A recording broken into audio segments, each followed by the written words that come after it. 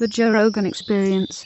This mushroom is figuring to be very prominently important for saving bees. And that's where our research has been astonishingly interesting lately. And where is that thing that you had brought in? What is that? What's going on there? This is so to get some context to this, I think shamanistically mushrooms, plants, animals become important because of a plurality, a multiplicity of benefits. This is one example. Not only revolutionized warfare, not only allow for the portability of fire for us to save ourselves from the coldness. And, we migrated into Europe from Africa. Not only did beekeepers use it for smoking, but fly fishermen use it also for drying flies. But we have found that this mushroom is extremely powerful for reducing viruses that harm bees. And it's been described today in CNN, a insect apocalypse. 40% of insects are under threat.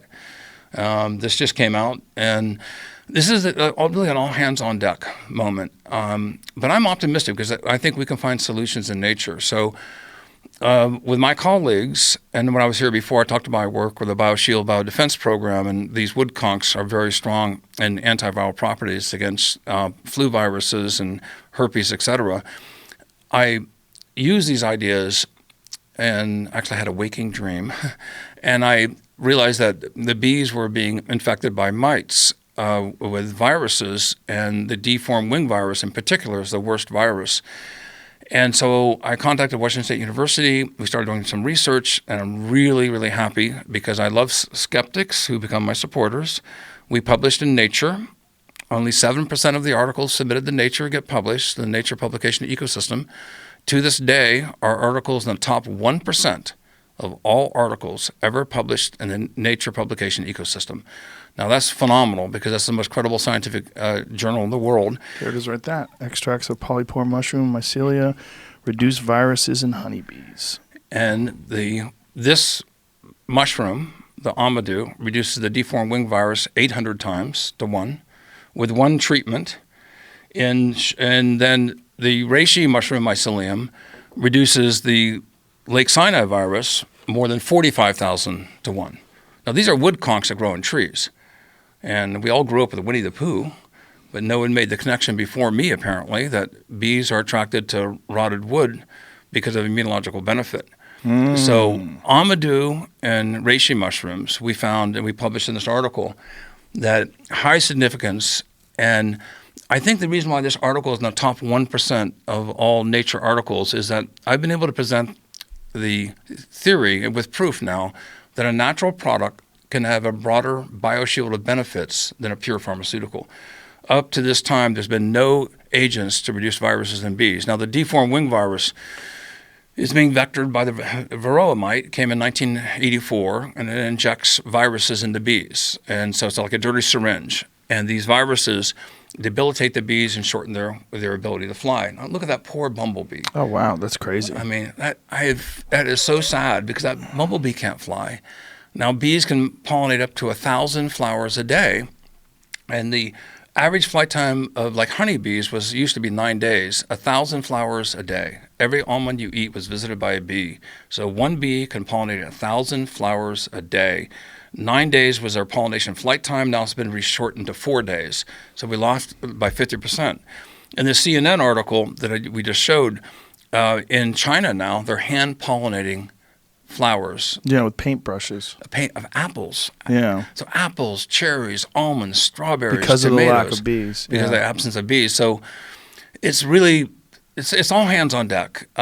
This is, I'm really optimistic about the future because we have solutions in nature that we can now amplify and be able to deploy. And so one of my inventions, and I'm giving these away, the 10,000 of these for free, I've come up with a citizen scientist bee feeder that puts these extracts into sugar water, and we have a sign-up sheet up. It's for free. It says fungi.com/bees, and we're going to give away the first 10,000 of these. And this basically allows citizen scientists to help wild bees. Because wild bees are giving about 80% of the benefits. And if you scroll down, we just got the CGI done if you go all the way down and then click on that video, and we just so here's the bee feeder. And this being is used. available on YouTube, folks. It says bee mushroomed feeder, bee mushroomed, all one word, and then feeder. Yeah, and now watch. That's the bees visiting, and they're taking the sugar water. Look how much they're sucking out of it, those little greedy bastards. Yeah, and That's crazy how it goes away so quickly. And this is a maze, and bees are better at navigating mazes, and so you can see the bees going in and out. My grandson, who was afraid of bees, was really fascinated by this, so I got him to do this. And so these are something that we're going to make these available all over. And then I want to create vertical gardens in apartment buildings. The bees only fly up 200 feet. You create ladders then, ecological ladders. And then this is why the citizen scientists all over the world can take action to be able to help bees from collapsing. And then you station these in neighborhoods for bumblebees, for other types of bees. And then we have it with a Wi-Fi enabled device with solar panels, and then we upload into the cloud all this data about bee pollination visits. Whoa. So we can create a metric on the baseline of bee pollination services. So if you see bees that are declining and suddenly below a baseline, in Oklahoma 2 years ago, 84% of the beehives died. Now think if you're a cattle rancher and you lost 84% of your cattle. So the idea is to help bees' immune system, and if we create baselines with these bee feeders, upload the data, and this becomes a new form of internet because they have Wi-Fi ability. So it's a distributed network as well. But where is the Wi-Fi on that? Well, we don't have. This is in development right now. We're working with a very, very large computer company who's making all the instrumentation, and they're into big data. So we have a solar panel going in here. We have blue LED lights because bees are attracted to blue light, and they will count the number of bees going in and out. And since bees are only flying in the daytime, we don't need a battery. And so the solar power will then upload the data into the cloud. And then we'll create mega data sets. And then we can look at Africa, Indonesia. How is it going to upload into the cloud? What's it using? Is it using LTE? Oh, so it's signal? using like a cellular A signal. cellular system or low-frequency, long-range communication systems. Can we help? Can we contribute? Is there a way that this podcast can help? A lot. I want to enable people with solutions that they can teach their children the importance of natural systems, and they can take action. This seems like a great one. I mean, I love this idea. Well, I think it's awesome. I can afford to give away 10,000. I talked to this computer company that everybody knows, but they asked me not to use their name, and they asked how many do we need. I said about 10 billion. Billion. And but I will do up to my capacity, and then I'm hoping that we're going to give these away for free, and then eventually we'll create networks of hubs where I have now 40 patents on this and helping bees survive from these extracts, but not in Indonesia, not in India, not in Africa, not in China, not in Japan. I've open sourced it for most of the world. I'm basically I'm going to commercialize it so the haves can help the have-nots. And I think a lot of people want to help, and we're thinking about different ways of doing this. I'm open to all ideas, but the idea is to get maybe one person to sponsor 10 other people. They have a distributed network, their own social media community, where they end up getting in schools. We will open source the code for 3D printers. So that's really important for schools. So the code's going to be open sourced. But then if somebody wanted to make millions of these and sell them, of course, I wouldn't be happy with that. They have to work with me. But individually, we can empower individuals and schools to have the open source, the 3D printing codes. We just have to make it trendy to have one of these in your house. Like, look, I'm helping. I'm helping the bees. Hey, if we just did that, it would really make a big difference. I know that's a gross way to look at it, but that works. My grandson Kai is a perfect example. He was shuddering in fear of coming near to this. And my friend, Dr. Steve Shepard, entomologist, taught me something about bees I didn't know. Bees are moving so fast, and we look like we're moving slow. But if you move really slow, the bees think you're a statue. And so my grandson and Kai, I said, look at this, and you could see underneath, you can see the bees going in and out. I said, to move really slow. And then he got fascinated watching the bees. So he overcame his fear of bees. He was excited that he's helping bees survive. Now we've created something intergenerationally. And saving the bees is the number one bridge concept between conservatives and liberals. Everyone wants to save the bees. That's number one? It's a number one bridge issue between mending the fence, so to speak, across the political and social divide.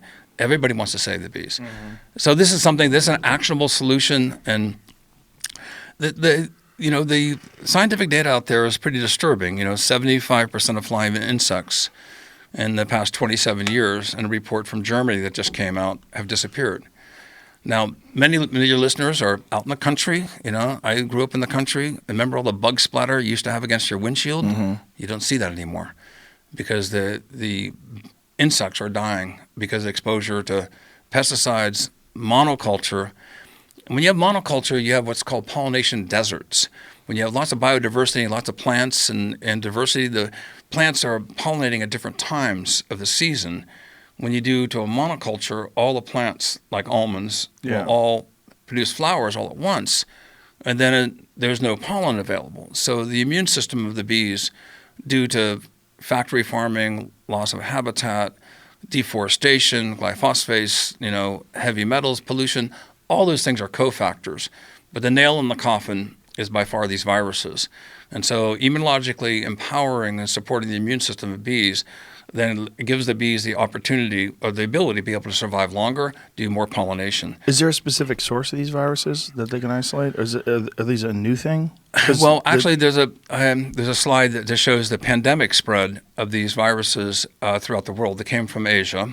And it's now a global pandemic. All bees in the world are now infected with these viruses because when the infected honeybee, for instance, visits the flower, it leaves viral particles. In the flower.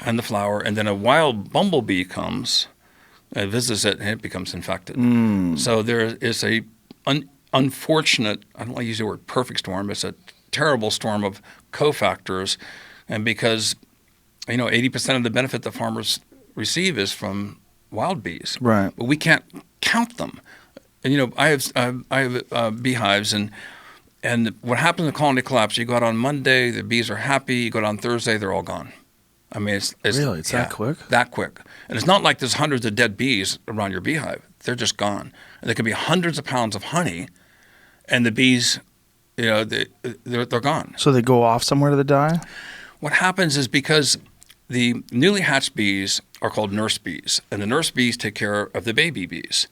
But when the colony senses there's not enough pollen and food to support the brood and the colony, the nurse bees are prematurely recruited to go out and find pollen, so they abandon the babies. And then the varroa mites they just go uncontrolled, and they start injecting viruses. And so there are other cofactors, just like when you get an infection from a viral infection, you can get bacterial infections. And so there's a cascade of opportunistic infections as immunology is decreased because of these viruses. So wasn't there a contributing factor that had to do with cell phones as well? I'm really glad you brought that up. This is a contributing factor. I have not seen convincing evidence. It's a hypothesis that's not fully fleshed out.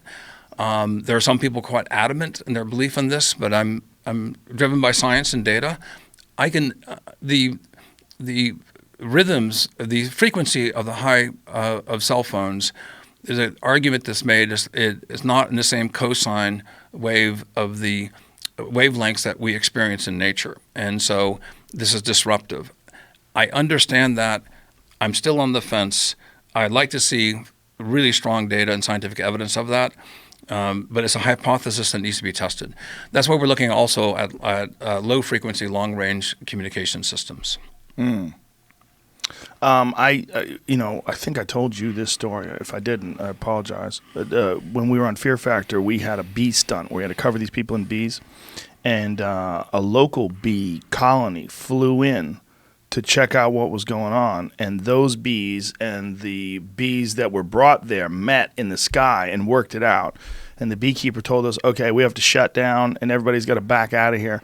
So we had to shut down everything and back out for like about an hour, at least a half hour, while these bees communicated with each other. So they're flying, a giant swarm of them flying in the air, trying to figure out why, hey, what are you guys here for? What are you doing? Why are you in our neighborhood? Like, oh, we're not moving in. We're just filming a TV show. Like, they had to work it out. That is so unusual. It was really weird. That's extraordinary. You know? So when a new queen splits from a hive, a colony, they then take a big group of them with them. So it's all about protecting the queen. I just don't understand how they worked it out. There was no fight to the death. There was no nothing. They just sort of worked it out. The other bees took off, and the bees that were there came back to their little colony. Yeah, there's a lot of this is also I'm glad you mentioned that, because there's also speaks to what's called bee drift. And so when we publish our article in Nature Scientific Reports, actually I think the data is understated, because 10 to up to 20% of bees will drift from one colony to another. So we had treatment colonies and we had treated colonies. Well, because 10 to 20% of the bees in the treated colonies went to the control colonies, we actually diluted the differential, because we had cross movement of control bees and beehive versus treated bees. And so when we actually, I think, some of my other co-authors thinks we actually have understated the data. But when you look at the p-values of significance, they're extraordinary. P is less than 0.009, and that for scientists is an extraordinarily significant data set that is clearly showing the evidence that these extracts help the immunity of bees and help them be able to survive and do a better job. That's awesome, and it's crazy that it's just a natural mushroom, but it makes sense what you're saying, that they built their beehives in these rotting trees knowing that these fungi were there, or somehow or another being attracted to it. I like to say the first 5 seconds that I got that first patent award, my ego did swell, and then 10 seconds later I said, are you frigging kidding? We're Neanderthals with nuclear weapons. How could I be the first one to have discovered that bees benefit from mycelium immunologically? But there's no what's called prior art. There's no evidence. And I mean, think of that. We have the intelligence of nature underneath our feet. And this is something we need to tap into. And the fact that we can show a natural product, if you had HPV, HIV, and you went to a doctor 12 days after having one treatment of these extracts, and your viruses dropped 45,000 to 1, any physician would say, wow, you're doing really well. And this is what we'll be able to see. Now, we've been trying to find what's called the mode of action. How are these viruses actually being reduced? Putatively, our strongest hypothesis now is as providing essential nutrients that are important for the immune system to activate gene sequences that attack the viruses and give a more host defensive immunity of protection of a further infection. Now, does this work with humans as well? Like chaga is supposed to be good for your immune system, right? Well, this is a great convergence. So traditional Chinese medicine and European medicine and medicine from indigenous peoples all over the world have been using these mushrooms. Is that now we're finding scientific evidence that folklorically the reputation of chaga, of reishi, of these mushrooms helping the immunity of humans, this is translational medicine. So, but bees is an animal clinical study. Bees have been stated as being, besides Drosophila, the second most well-studied animal in the world. This is an animal clinical study past digestion, past what's called the cytochrome P450 pathway, which is your detoxification pathway, mostly in our liver. All animals use the cytochrome P450 pathway to break down toxins. And it's past the microbiome into the blood. So this is an animal clinical study. And I think it's a gateway for us to take this as credible evidence that natural products can be more useful and offer a broader bioshield of benefits than pure pharmaceuticals that go after one molecule with one target, one set of receptors. Our immunological fields have developed in the complexity of nature. This is what our foods are. We're in constant biomolecular communication with the ecosystem. We've evolved in this complex molecular environment. And so our immune systems are upregulated through multiple stimuli. And that's why I think these extracts, because of their complexity, they build upon the complexity of natural systems that help our immune system. So you have hope that this is something that we could eventually see being like a peer-reviewed, proven thing for human beings as well? Absolutely. I do believe that's on the near event horizon. There's a lot of researchers now. Pull this thing up closer to you a little bit there. I believe it's on the near event horizon. It's something that we're going to see more and more. There's lots of clinical studies. For physicians, it's no branding, no selling of anything. I populate a website called mushroomreferences.com. I populate specifically for physicians. I just spoke at Singularity University, Stanford Medical School, in front of 1,000 physicians. I try to make the bridge of the credibility of the science for physicians who are just not educated yet because they don't have the resources or the time. So mushroomreferences.com, you can go to that website. It's got hundreds of references that then you can put in any symptom or species, et cetera, and you'll be able to find the peer-reviewed references. There's about 30 references, for instance, on psilocybin right now, which is an area of research that I'm particularly focused on.